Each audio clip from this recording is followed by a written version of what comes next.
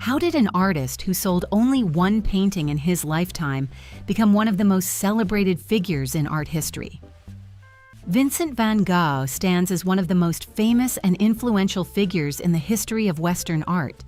In a career that spanned just over a decade, he produced approximately 2,100 artworks, including around 860 oil paintings, with the majority created in the last 2 years of his life. His life was defined by a profound search for purpose, leading him through careers as an art dealer, schoolmaster, and lay preacher before he committed to being an artist at age 27, a decision encouraged and financially sustained by his younger brother, Theo.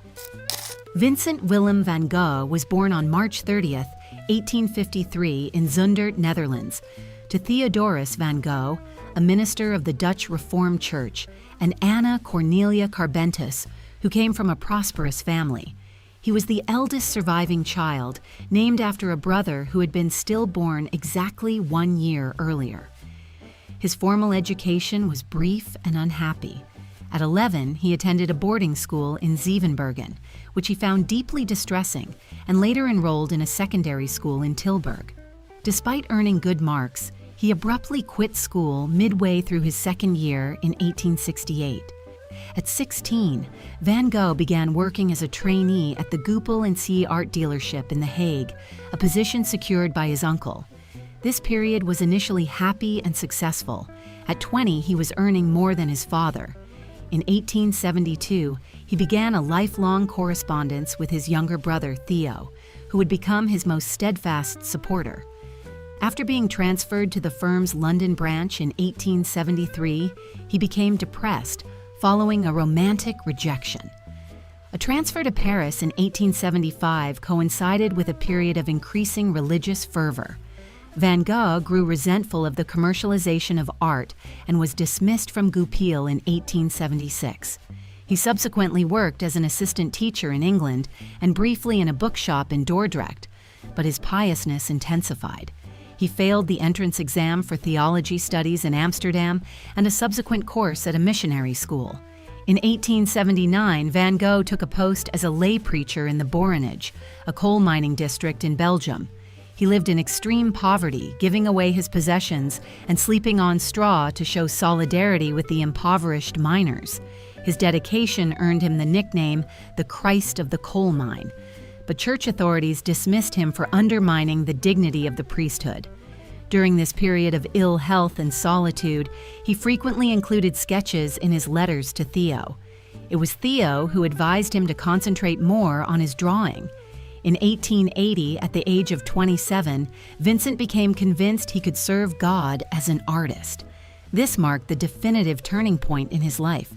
He moved to Brussels to study drawing techniques, now entirely dependent on Theo for financial support.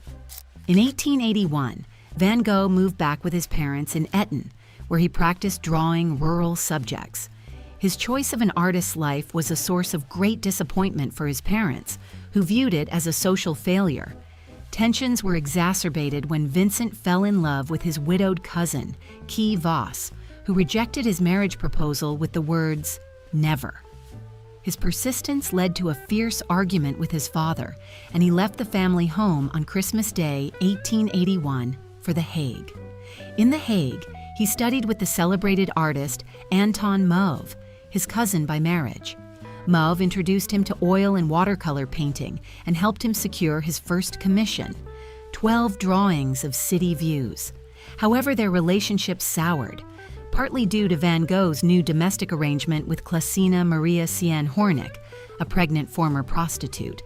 Van Gogh lived with Sien and her children for over a year, determined to care for them, before the relationship ultimately ended in late 1883. After a brief, lonely stay in the countryside of Drenthe, Van Gogh moved in with his parents in Nuenen in December 1883. This period was ideal for his development as a peasant painter, and he obsessively sketched and painted the local farmers, weavers, and their cottages. He proposed to Theo that he would send his work in exchange for his allowance, with the idea that Theo could sell the paintings in Paris.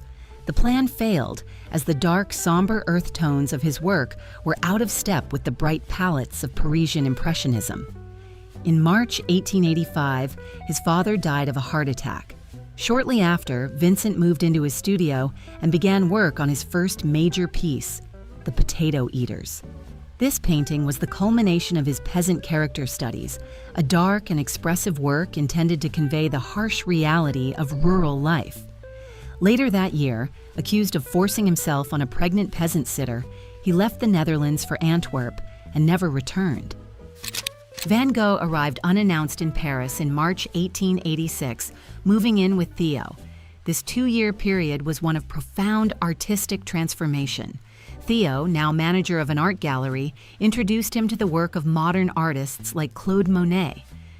The new influences had an immediate and dramatic effect on his work. The dark tones of his Dutch period gave way to a much brighter palette and bolder experimentation.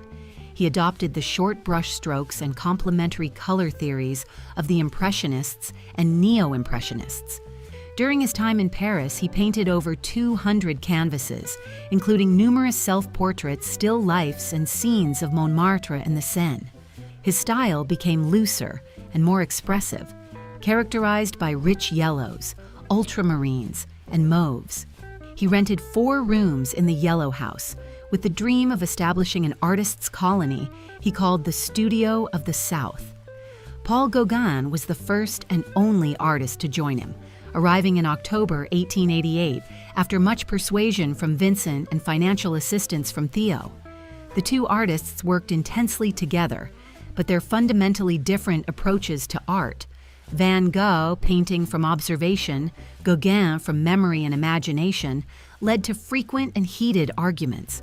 Vincent described the atmosphere as one of excessive tension. The situation reached a crisis on December 23, 1888.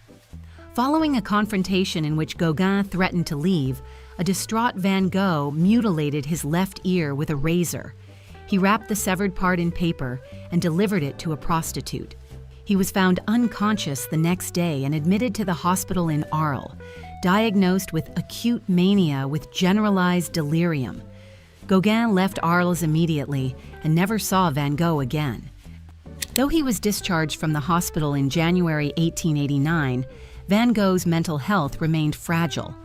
Fearing a relapse, he voluntarily admitted himself to the Saint-Paul-de-Moselle Psychiatric Hospital in Saint-Rémy-de-Provence in May 1889. Despite his illness and confinement, he was exceptionally productive, completing around 150 paintings in 1 year. He was given a second room to use as a studio and was allowed to paint in the walled garden and eventually the surrounding countryside. His subjects included the asylum's interiors, olive groves, and cypress trees. It was here that he painted one of his most famous works, The Starry Night.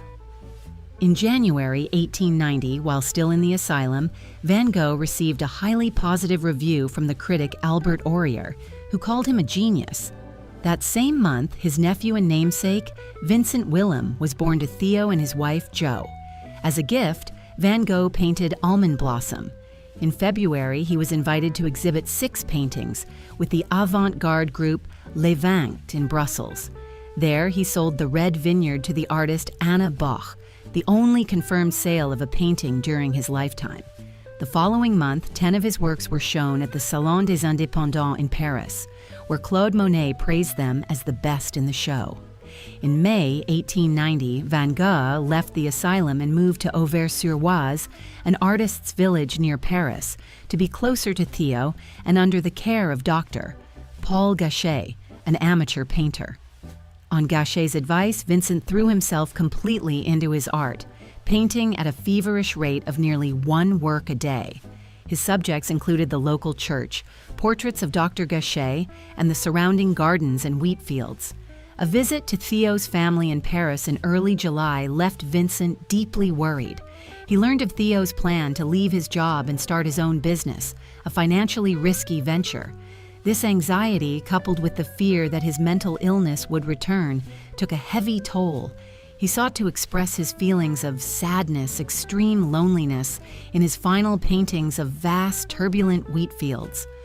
On July 27, 1890, Vincent van Gogh walked into a wheat field and shot himself in the chest with a revolver. He staggered back to his room at the Auberge Ravoux. Theo rushed to his side and was with him when he died from his injuries 2 days later, on July 29th, at the age of 37.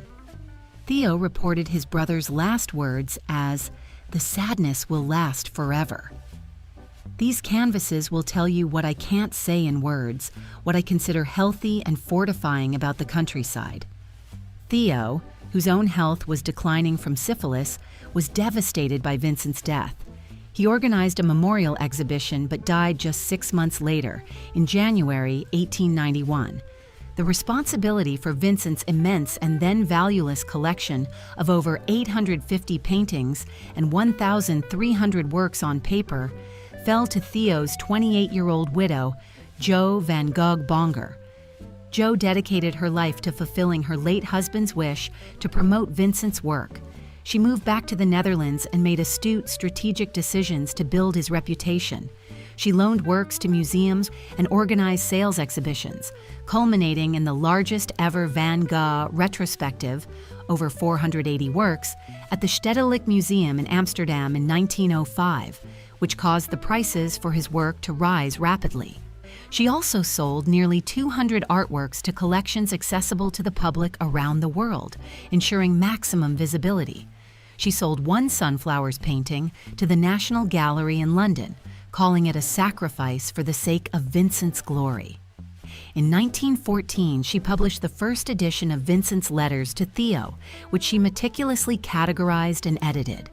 This publication was instrumental in shaping the public's understanding of Van Gogh, not just as an artist, but as a man, detailing his dreams, struggles, and artistic theories. After Jo's death in 1925, the collection passed to her son, Vincent Willem van Gogh.